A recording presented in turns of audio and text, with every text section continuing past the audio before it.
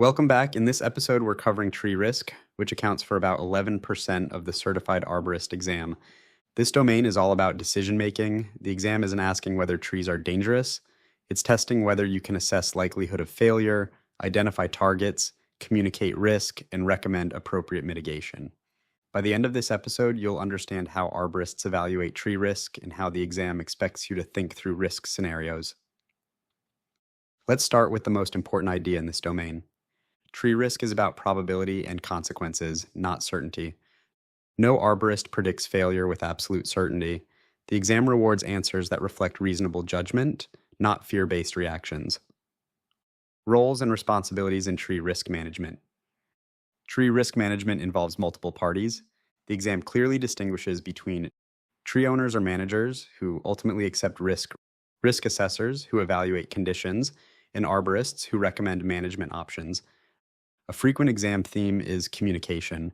Arborists must clearly explain risk to people with different backgrounds and levels of understanding. If a question involves responsibility, remember, arborists inform and recommend. They don't make final acceptance decisions for the owner. Types of tree risk. The exam tests several categories of risk. These include whole tree failure, tree part failure, such as branches, trip and slip hazards, risks from leaves, fruit, or flowers, property damage, visibility issues, power lines, and wildlife interactions.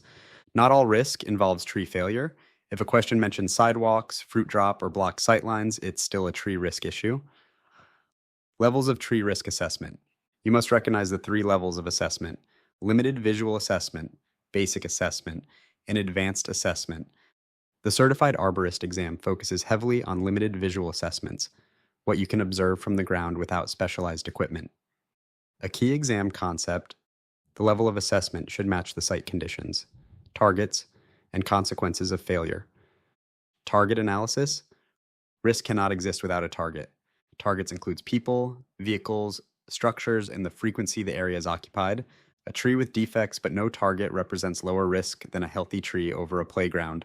If a question mentions targets, the exam is telling you to factor them into your recommendation. Site and tree analysis. Risk assessment includes evaluating site conditions like soil, slope, and exposure, tree conditions like structure, defects, and health.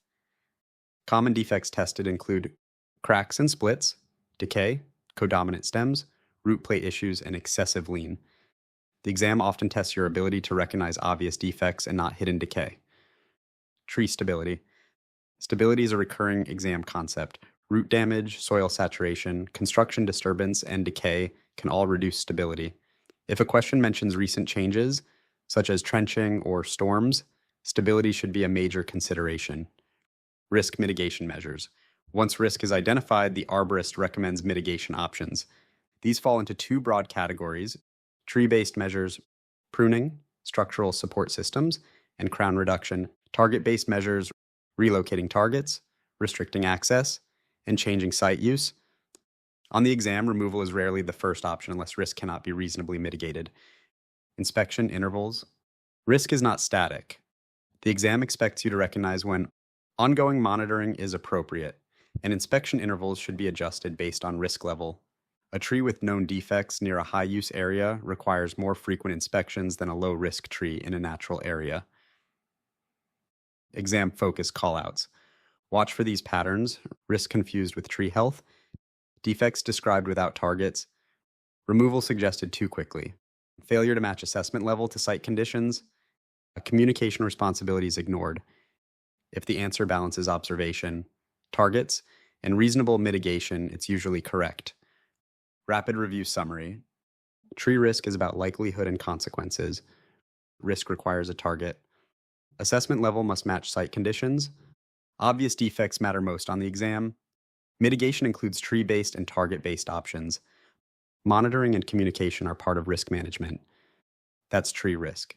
If you can slow down, identify targets, recognize defects, and recommend reasonable mitigation, you'll handle this domain confidently on the exam. Next up, we'll move into safe work practices, the highest weighted domain, where knowledge meets personal responsibility. Thanks for listening to the Arborist-podcast. Let's keep building your arborist knowledge one domain at a time.